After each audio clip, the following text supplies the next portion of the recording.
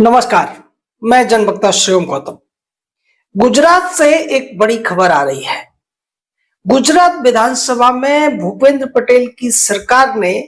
UCC का bill pass कर दिया है। इस बिल की जो खास बातें हैं हम आपको वो भी बताएंगे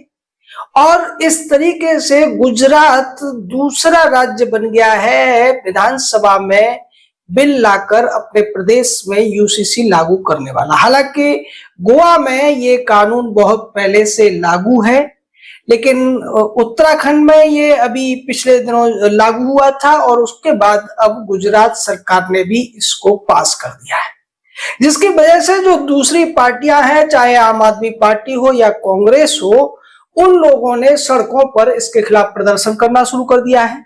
कांग्रेसी नेताओं का कहना है कि ये सब शरिया में दखल देने की कोशिश की जा रही है और इसके माध्यम से जो अल्लाह का आदेश है शादियों के बारे में मुसलमानों के लिए, उसको रोकने की कोशिश की जा रही है।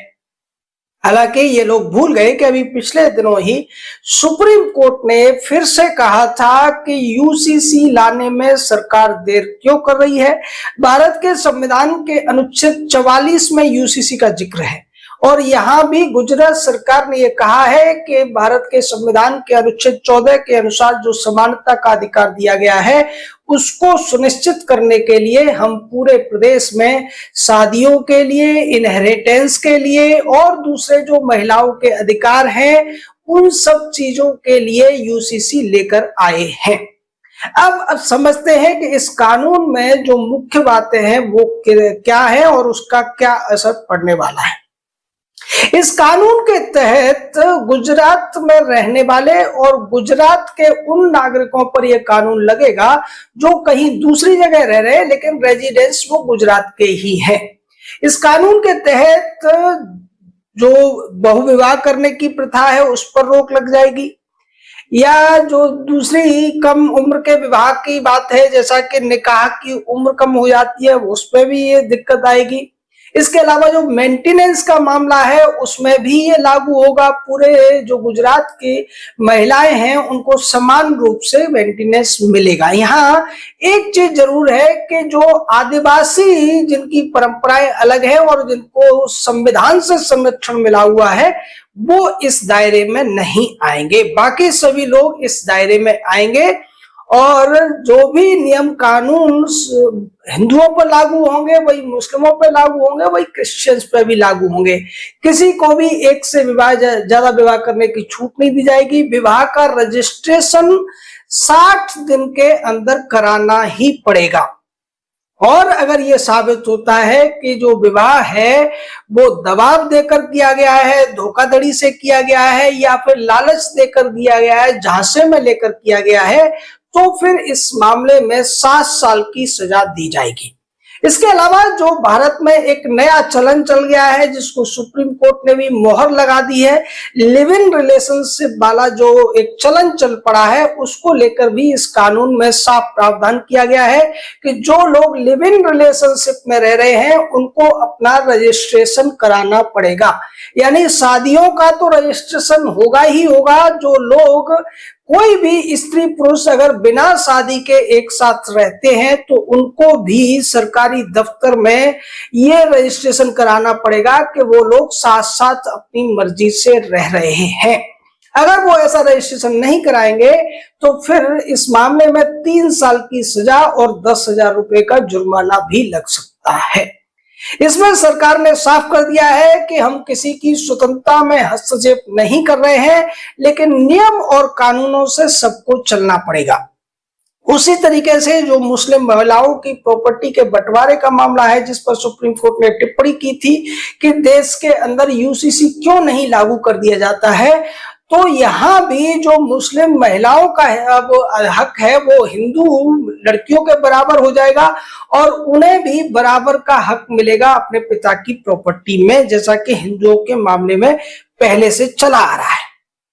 इन सभी कानूनों का अगर कोई उल्लंघन करता है तो 7 साल की सजा का साफ तौर पर प्रावधान है, जिसकी वजह से जो मुस्लिम वोट बैंक से पीड़ित पार्टियां होती हैं या जिन पार्टियों के चिंता मुस्लिम वोट बैंक होती है, वो ऐसी चीजों का विरोध करती हैं, जिसकी वजह से कांग्रेस अब खुलकर इस कानून का विरोध करती हुई नजर आ रही है। कांग्रेस का कहना है कि ये कानून इतनी जल्दबाजी में और सख्ती से इसलिए बनाया गया है कि भारतीय जनता पार्टी आने वाले साल में जो चुनाव होना है उसको ध्यान में रखकर चल रही है। यानी इन लोगों को अगर कोई भी कानून जनता के हित में बनाया जाता है तो उसकी टाइमिंग को लेकर इन लोगों को दिक्कत होने लगती है,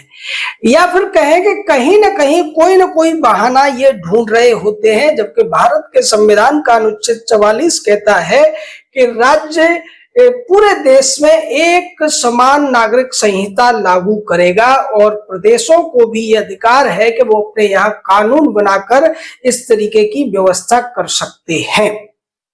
दूसरा राज्य बन चुका है गुजरात, और इस गुजरात के बाद में अब क्या ऐसा ही मध्य प्रदेश में होता हुआ नजर आएगा, उत्तर प्रदेश में होता हुआ नजर आएगा, या असम दूसरे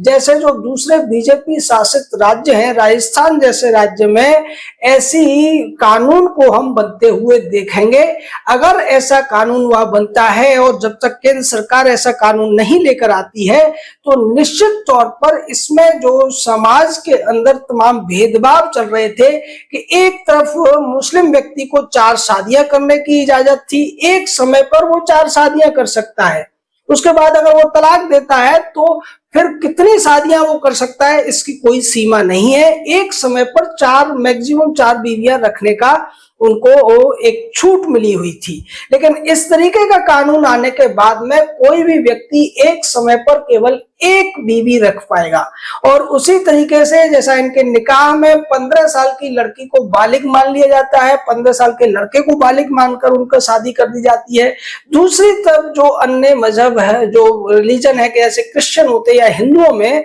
शादी की उम्र में काफी ज्यादा अंतर है,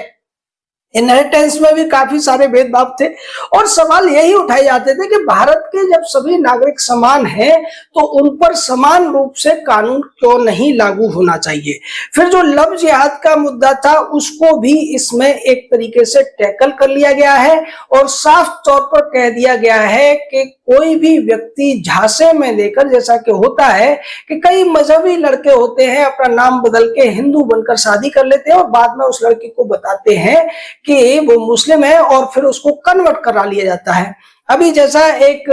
जो माला बेचने वाली लड़की थी प्रयाग कुंभ में, जिसको यूट्यूबरों ने या दूसरे इसी तरीके के जो मीडिया वालों ने उसको बहुत ज्यादा हाइप कर दिया था, और उस लड़की के साथ एक मुस्लिम लड़के ने धोखे से शादी कर ली, लेकिन कानून की भाषा में अगर देखा जाए तो वो शादी ही मान्य नहीं है,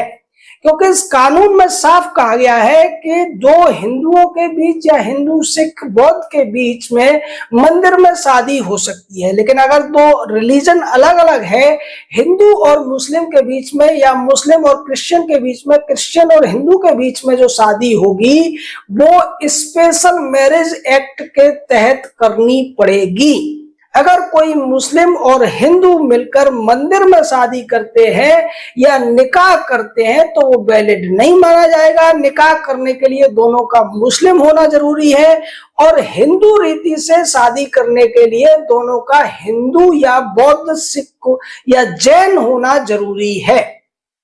तो अगर मोनालिसा, जिस लड़की की मैं बात कर रहा हूं जिसको नाम मोनालिसा दिया गया, उसकी जो मुस्लिम लड़के से शादी, जिसे बताया जा रहा है कि उन्होंने मंदिर में शादी की है, वो कानूनी तौर पर अवैध है, अमान्य है, और इस तरीके की शादियां पूरे देश में कहीं भी होती हैं तो उनको कानूनी तौर पर साबित नहीं किया जा सकता है। लेकिन गुजरात के कानून ने साफ कर दिया है कि इस तरीके की शादी का कोई अगर ड्रामा करता है, कोई खेल करता है, तो उसको 7 साल की सजा हो जाएगी।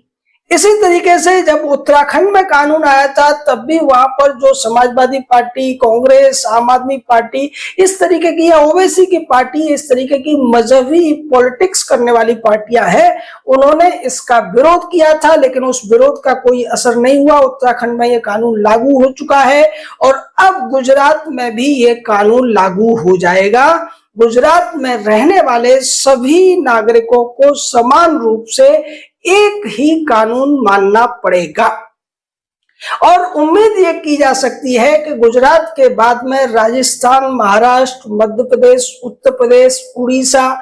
जहां जहां बीजेपी की सरकारें हैं, कम से कम वहां वहां ये कानून उन विधानसभाओं से जल्द ही पास होता हुआ हमें दिखाई देने लगेगा, जिसकी वजह से जो समाज के अंदर तमाम तरीके के लोगों को विशेषाधिकार मिले हुए थे, कुछ लोगों के ये दावे थे कि वो कानून को नहीं मानेंगे बल्कि अल्लाह की आसमानी किताब को मानेंगे, शरिया को मानेंगे, जबकि भारत के संविधान में साफ तौर पर कहा गया है कि भारत में रहने वाले हर एक नागरिक को भारत के कानून मानने ही पड़ेंगे। दुनिया के हर देश में यही होता है। आप किसी भी रिलीजन को मान सकते हैं, किसी भी मजहब को मान सकते हैं, लेकिन कानून तो सबके लिए एक होना ही चाहिए। लेकिन जिस तरीके से हमारे देश में मुस्लिम परस्ती वाली सरकारों का दौर रहा, अपीजमेंट पॉलिटिक्स चलती रही, उसकी वजह से यूसीसी को टाला जाता रहा है। लेकिन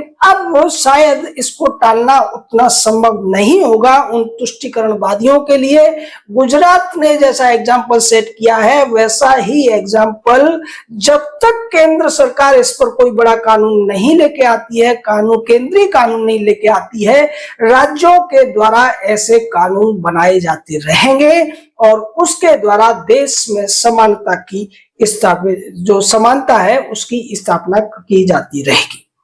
आपका इस पूरे मामले पर क्या कहना है, अपनी राय दीजिए, हमारे साथ जुड़े रहिए। जय हिंद, जय भारत।